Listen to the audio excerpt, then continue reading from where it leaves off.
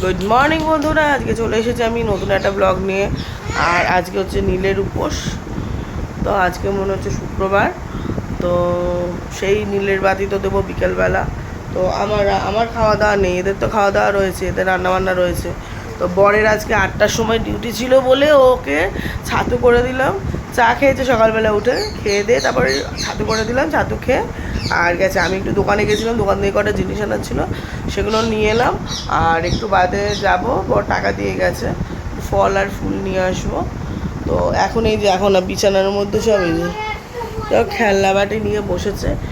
বর চান টান করে তো যায়নি, ও বললো আবার পরে আসবে স্নান করতে, ভাত খাবে। যখন ওই স্নান করতে আসবে তখন আমি বলেছি একটা আম পেড়ে দিতে, আম তো লাগবেই আজকে। তো ছাদ থেকে একটা আম পেড়ে দেয় গাছ থেকে। এই যে মাথা যন্ত্রণা করছে, স্কুল যাবে না বলছে। চা দিয়েছি, একটু চা নিয়ে বসে আছে। আর এইটা আমায় জ্বালিয়ে খাচ্ছে সকাল থেকে, দোকান যাব দোকান যাব দোকান যাব করে করে। ছেলেকে যেহেতু বলেছি যে আমার ভাতটা রান্না হয়ে গেলে দোকান যাব তোকে নিয়ে, ঠিক আছে। ও কী করেছে, গ্যাসটাকে বন্ধ করে দিয়েছে। ভাতটা যেদিকে বসানো ছিল গ্যাসটা বন্ধ করে দিয়েছে, মানে গ্যাসটা বন্ধ করে দিলে ও ভাত হয়ে যায়। ওর হচ্ছে এই বুদ্ধি, বুঝেছো। দেখি আমি রান্নাঘরে গিয়ে দেখি গ্যাস বন্ধ। পাগল, একটা পাগল ছেলে। তো আমি একটু বসে আছি। আর ডাল হচ্ছে, ভাত হয়ে গেছে, ভাত নামিয়ে নিয়েছি, ডাল হচ্ছে। ডালটা করে নিয়ে দেখি একটু দোকান যাবো, নাহলে মেয়েকে ছেলেকে পাঠাবো, দেখছি।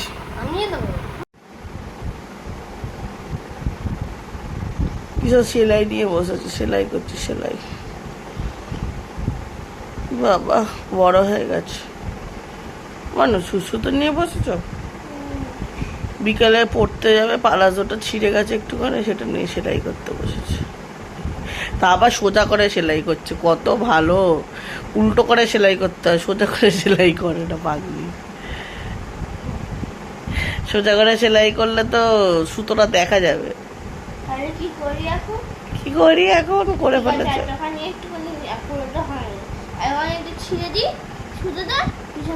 হ্যাঁ, উল্টো করে করতে হয় সেলাই।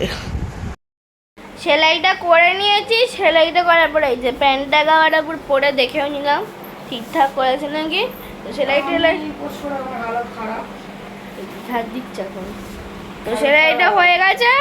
আর খুব ব্যথা, কেন হচ্ছে আমি না। তো হেভি গরম পড়েছে আজকে, তো ওই জন্য একটু নিজেদের একটু শরবত করে খাচ্ছি। মা তো শরবত খাবে না, একটু জলও হতে পারবে না। তো ভাইকে এবার ডাকবো, পিসি করে গেছে, ভাইকে একটু দেবো আর আমি একটু খাবো। তুমি কি খাবে? উনি খাবেন, আমি খাই, আমি আর ভাই খাই, ওনাকে দেখাতে দেখাতে খাই। তো এই যে পাপা চলে এসেছে, ওই জন্য পাপা কাজ করে এসেছে, টিফিন খেতে এসেছে, ওই জন্য পাপাকে একটু শরবতটা করে দিই। এই যে এনার খাওয়া হয়ে গেছে,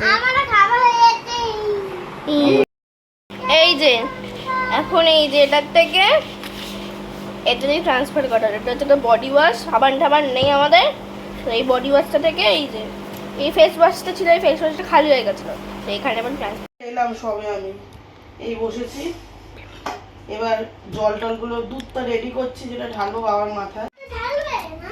হ্যাঁ, বাবার মাথায় ঢালবো। করে নি, তারপর তোমাদের সাথে দেখা করছি। দিয়ে দুধ দিয়ে বাবাকে স্নান করিয়ে নিচ্ছে, দেখে বুঝতেই পারছো।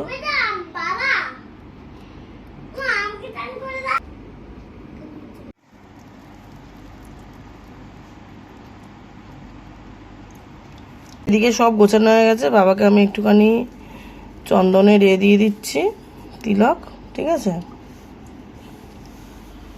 তা ফিষ্টি দিয়ে দিয়েছি সব ঠাকুরকে।